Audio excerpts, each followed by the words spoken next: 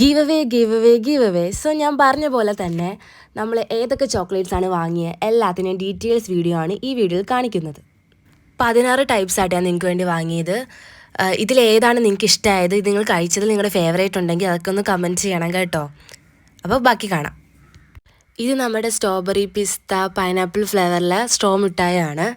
പിന്നെ അത് കഴിഞ്ഞ് ഇതൊരു ഓറഞ്ച് ഫ്ലേവറിലെ മിഠായിക്ക് നാരങ്ങ മിഠായിയുടെ ഞാൻ തോന്നുന്നു, കറക്റ്റ് എനിക്കറിയില്ല, ഞാൻ കഴിച്ച് നോക്കിയിട്ടുള്ളത് ഫസ്റ്റ് ടൈം. പിന്നെ നമ്മുടെ ജീരക മിഠായി, ഇത് പിന്നെ എല്ലാവരും കഴിച്ച് കാണുമല്ലോ.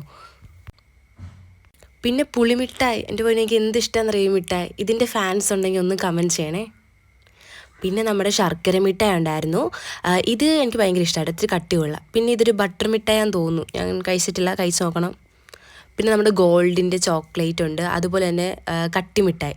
ഇത് ഞാൻ കട്ടി മിഠായി എന്ന് പറഞ്ഞാൽ എനിക്ക് ഭയങ്കര ഇഷ്ടമായിട്ട്, ഭയങ്കര കട്ടിയാണ് കഴിക്കാൻ, കുറച്ച് കഴിയുമ്പം നല്ല ടേസ്റ്റും എനിക്കിഷ്ടമാണ്. ഇതിഷ്ടമുള്ളവരും കമൻറ്റ് ചെയ്യണേ. പിന്നെ നമ്മുടെ ഈ മിഠായി ഞാൻ കഴിച്ചിട്ടില്ല, എന്താ ജോക്കറിൻ്റെ മിഠായി. പിന്നെ ഇത് ചോക്ക് മിഠായെന്ന് തോന്നുന്നു, എനിക്കറിയില്ല, ഞാൻ കഴിച്ചിട്ടില്ല. ഇതിൻ്റെയൊക്കെ അൺബോക്സിങ് വീഡിയോ വേണമെങ്കിൽ പറഞ്ഞാൽ ഞാൻ ചെയ്യാം കേട്ടോ. പിന്നെ നമ്മുടെ ജെല്ലി മിഠായാണ്, മാംഗോയുടെ ഫ്ലേവർ ആയിരിക്കുമല്ലോ എന്തായാലും.